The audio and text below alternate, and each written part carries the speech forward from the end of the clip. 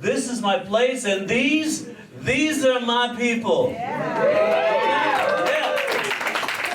Anybody loves comedy is my people. As a comedian, I worked pretty much 43 weeks out of the year for about 27 years touring on the road. And I wrote for Jay Leno and The Tonight Show for 8 years. And then I founded a writers forum at the Friars Club. A bunch of professional comedians would get together and write new material every Monday. And we do a show with fresh new material every Monday night. And then they were like, wow, you're like the joke doctor. You fix jokes. How do you know this stuff? And it's just a matter of, I kind of explored it. Why? Because when I worked with Jerry Corley, Corley was my mentor. And he said, I know with 98% accuracy a joke is going to be funny before I step on stage. And I was like, how do you know that? He said, because it contains all the elements necessary for a joke to be funny. And I said, what are those elements? And he goes, you got to learn those on your own, kid. And so I spent 27 years trying to learn what they were. Why? Why do we laugh? You ask comedians down at the Comedy Store, well, you know, why does the audience laugh? Good punchline. What's that mean? Right? We don't know what that means. Timing. What's that mean? Yeah, I know what timing means. Timing means talking in an authentic way, listening, hearing what they have to say, and responding after you process a thought. That's timing, right? We learn timing. Sometimes you leave a message on somebody's, greeting. You ever leave a message, right? You're like, and how do you leave your phone number?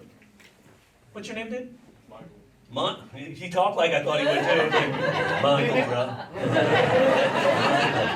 Michael, how do you leave your phone number? You leave a message. How do you do it? Like, I leave it for last. Leave it for last? Yeah. Fast, slow. No, I say really slow. Real slow. Oh, do you?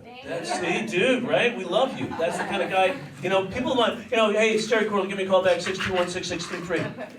I've just pissed off like 9 people with that, especially if it's at an office. Do you know what this guy just said? Somebody write this down, and they have to rewind like 8 times just to get your phone number. But if you imagine them actually writing it down as you say it, that's part of what timing is. When you're talking to somebody, you're waiting for them to sort of nod that they just understood what you said, and now you follow up with the next statement, right? If they don't catch, you ever talk to someone and they're like, and you go, you don't know what the hell I'm talking about, do you? Right? Comics who are new, we're so nervous up here, right? So if we're talking, we don't wait for you to even nod. We're like, just got to get my material out before I piss myself, right? So that's where your timing is. It's all about P. See, that's what all about. So when you learn why people laugh, there's a science behind it. There's actually laughter triggers hardwired into our DNA, into our brains. Did you know that? There's like 9 of them. One is surprise. If you could surprise somebody with what they anticipate you saying or doing, odds are you increase the potential for a laugh. Like, for example, I'm trying to teach my daughter how to tie her shoes, which is weird because she's 22. And, thank you, what a great laugh. Holy cow. What is your name? I'm Karina. Karina. Yeah. I want to take Karina on the road. She's going to be the laugher. She'll sit right up in front. That's a great laugh. What a sparkly laugh. And watch her tie her shoes. She wore the laceless shoes today because she didn't know how yet. Well, my daughter, anyway, she's 5 years old, trying to teach her to tie her shoes. And she's stubborn. She's like, Dad, I can't, Dad, I can't. And I said to her, how many times have I told you not to use that word? I am not your dad.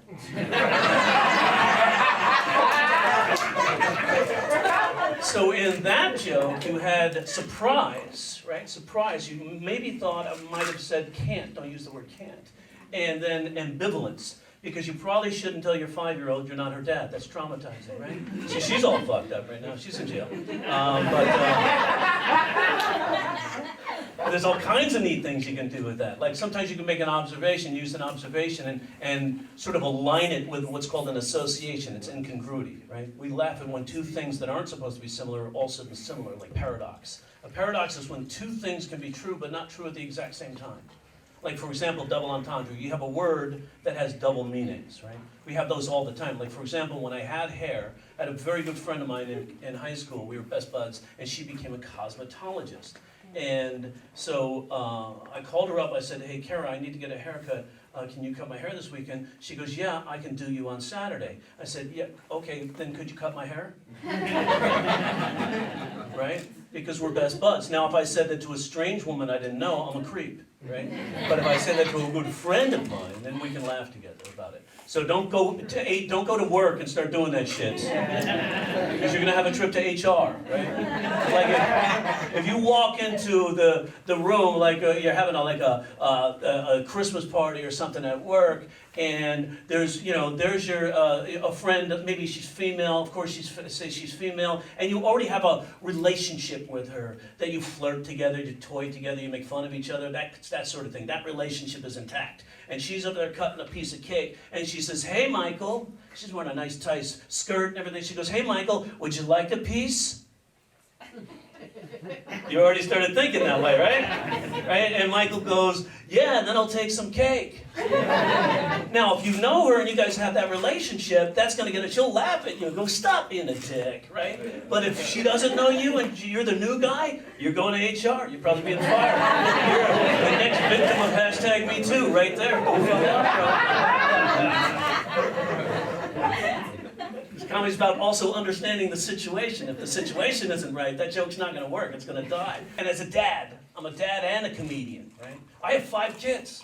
5, yeah, because I'm only half Mormon. I have 5 kids from 3 different moms.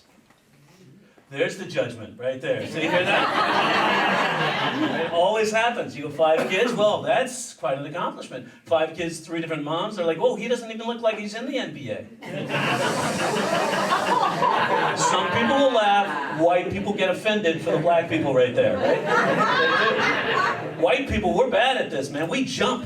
We jump like, "Oh, I did this joke last night at the Comedy Store." And I go, "Well, he doesn't even look like he's in the NBA." And I got a room full of millennials, right, going, "Oh." I go, "Why'd you groan?" The guy goes, "It's racist." I said, "Why?" He said, "You said NBA." I said, "Who's the racist?" Jumping to the NBA has only black people. Last time I checked, there were some white people, a few. The NBA is the inverse proportionality of the NHL, right? Blacks to whites, whites to blacks. But just because we're talking now about race, I can feel you get tense, right? White people, I can tell you're tense too, because buttholes will pucker. It's science. There's a muscular neuro connection between our brains and our sphincters. When we get nervous, the butthole puckers. And when a whole audience gets nervous sometimes, you know what the comedians hear? We don't hear a laugh, we just hear... And it's not your fault. It really isn't your fault. But we've been like, this political correctness stuff has been jammed into our psyches over the last 30 years.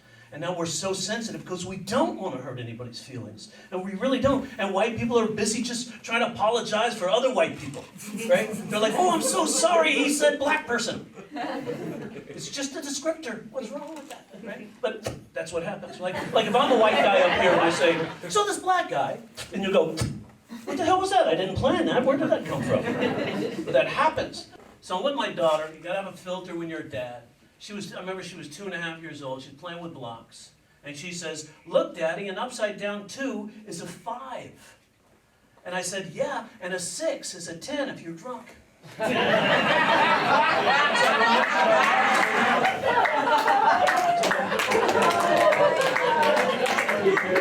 Gotta be careful.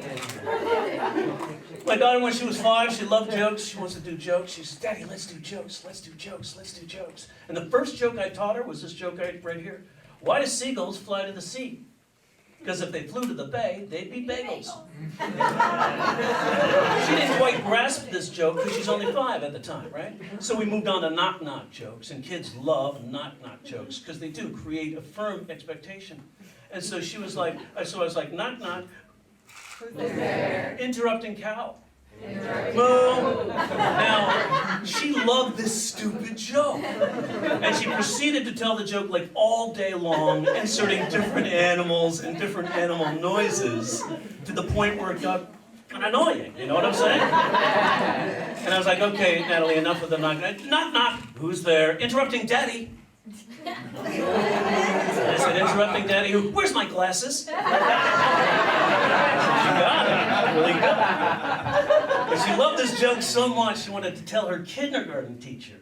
Now, her kindergarten teacher, Miss Nellie, is Filipina, and English is her second language. And if you know anybody who has English as a second language, you know that they don't quite grasp all of our American vernacular, if you will. Now, she goes to Miss Nellie, and she goes, I can't wait to tell Miss Nellie my new joke. I said, you're going to knock it out of the park, Nance. It's going to be great. She get there, and she's like, Miss Nellie, I want to tell you a joke. She's like, go ahead. Knock, knock, come in.